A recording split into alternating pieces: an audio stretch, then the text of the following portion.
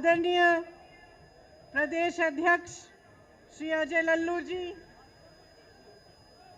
आराधना मिश्रा जी, चौधरी हरिंदर मलिक जी, पंकज मलिक जी, श्री दीपेंद्र हुड्डा जी, आचार्य प्रमोद कृष्णन जी, श्री विवेक बंसल जी, श्री इमरान मसूद जी, श्री गजराज सिंह जी, श्रीमती सुप्रिया श्रीनेठ जी, विजेंद्र सिंह जी, संजय कपूर जी, सईद जमा जी, चौधरी रविंदर मलिक जी,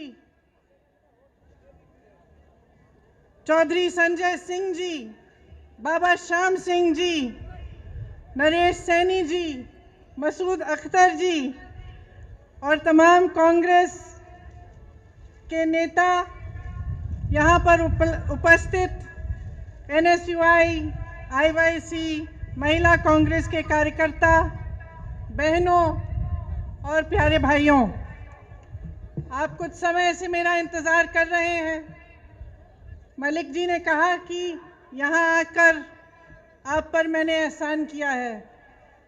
मैं कहना चाहती हूँ कि यहाँ आना मेरा कर्तव्य है, मेरा धर्म है और मैं किसी पर एहसान नहीं कर रही हूँ। बहुत बार कहती हूँ, हर नेता को ये एहसास होना चाहिए कि सबसे बड़ा एहसान उस पर जनता करती है। मुझे ये एहसास अच्छी तरह से है। आप यहाँ उपस्थित हैं, मेरी बातों को सुनने आए हैं, इसलिए आपका बहुत बहुत धन्यवाद। देखिए, देश की जो स्थिति है वो शायद मेरे से अच्छी तरह आप सब जानते हैं।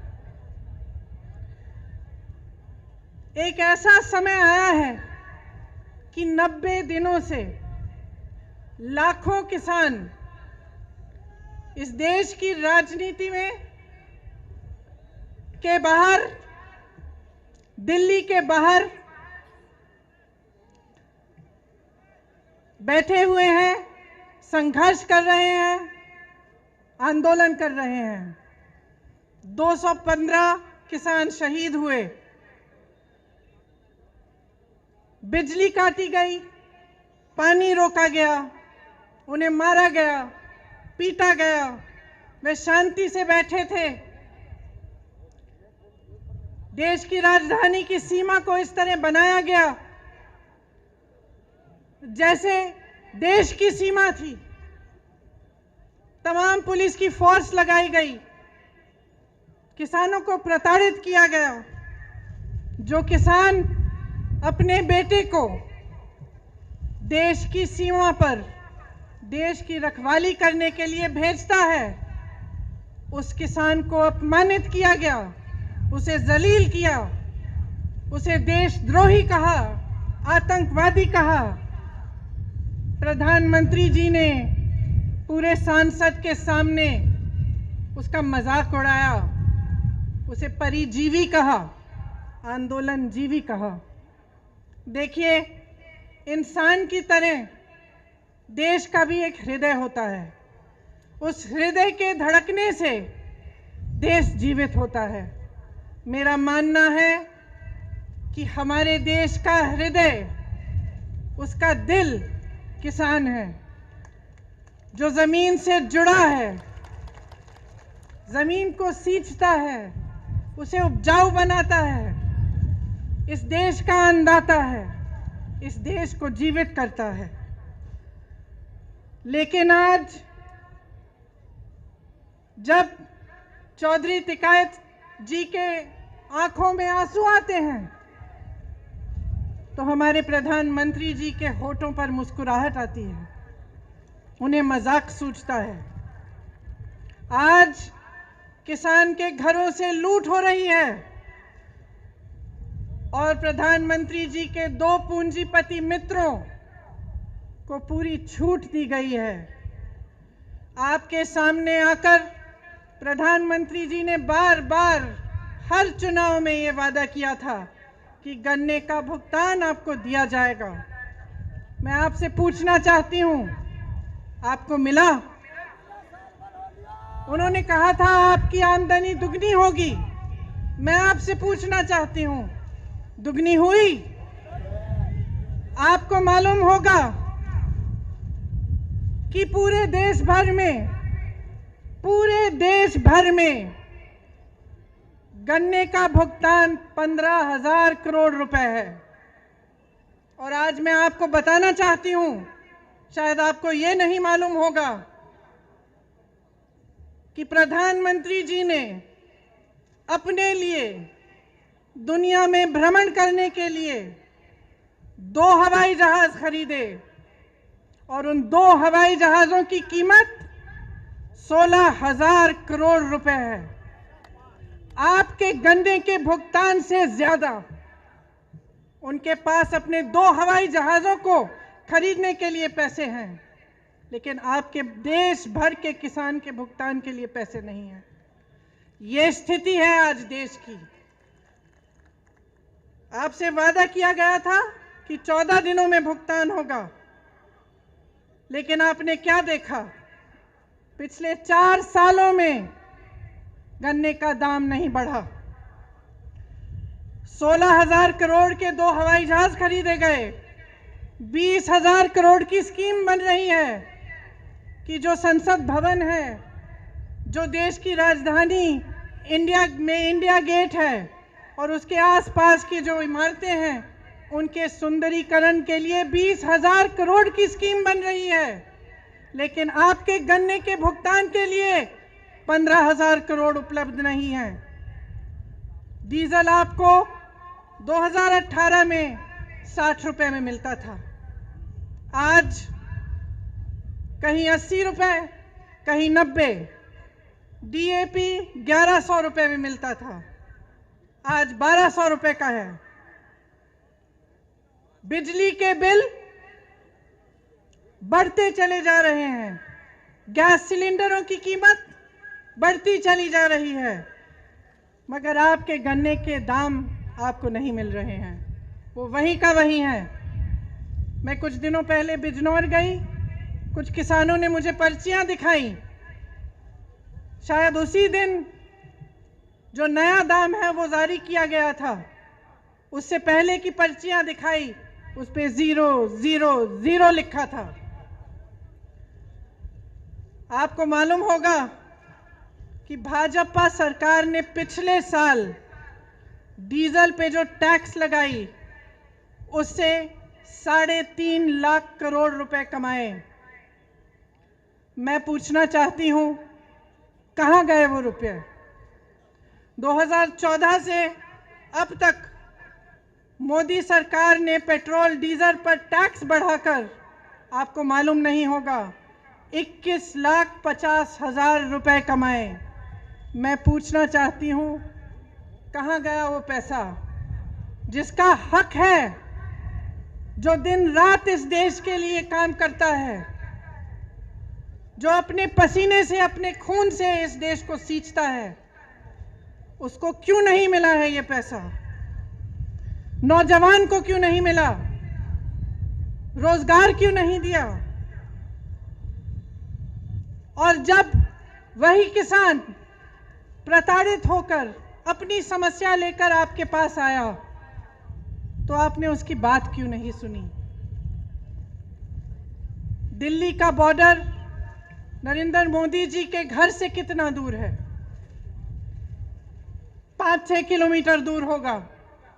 और वही प्रधानमंत्री जो अमेरिका जा सकते थे, पाकिस्तान जा सकते थे, चीन जा सकते थे, जिन्होंने पूरी दुनिया में भ्रमण किया, वो उन लाखों किसानों के पास नहीं जा पाए, उनके आंसू पोंछ नहीं पाए, उनकी बात नहीं सुन पाए।